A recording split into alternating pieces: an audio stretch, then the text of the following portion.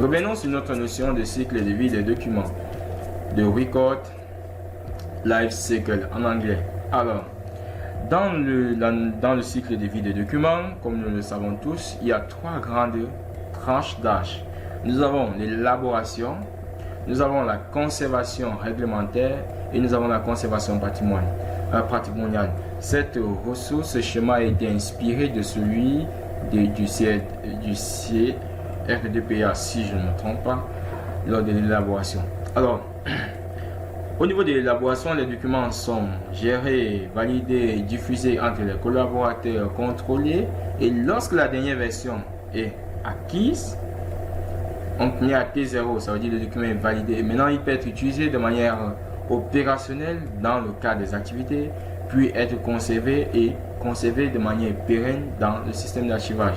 Et nous sommes à cette phase. Nous avons ici la création de la capture, l'usage de manière opérationnelle et ici une conservation réglementaire de capitalisation ou de capitalisation. Réglementaire, ça veut dire selon les exigences légales liées à l'activité qui produit le document, puis le maintien dans le système d'archivage. Et ici, nous voyons à T0, le document est capturé.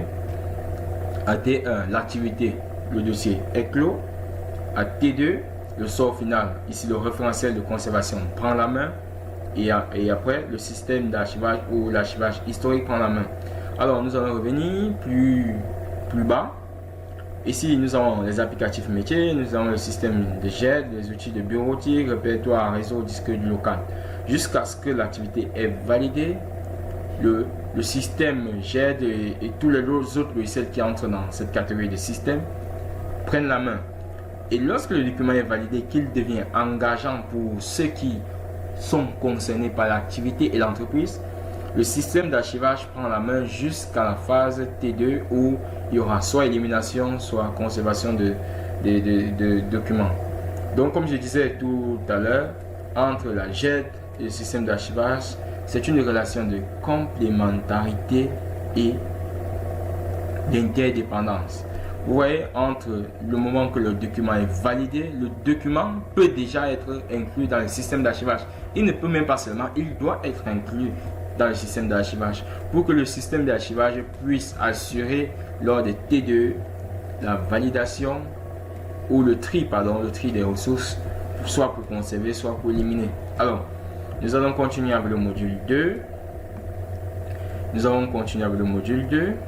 Et avant de continuer avec le module 2, je vais m'arrêter et faire un sommaire.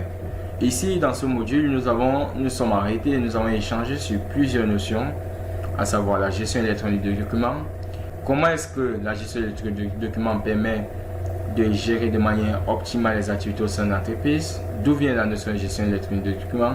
Et quels sont les formats de documents qu'on doit trouver dans le système de gestion électronique de documents et quels sont les formats qu'on retrouve dans une solution SAE et quelle est la relation étroite qui est établie entre les deux. Maintenant, pour le module 2, nous allons entrer un peu dans le concret en touchant les notions de workflow, en ayant quelques illustrations des images ou des vidéos des images sur des systèmes d'archivage électronique. Alors, bienvenue au module 2.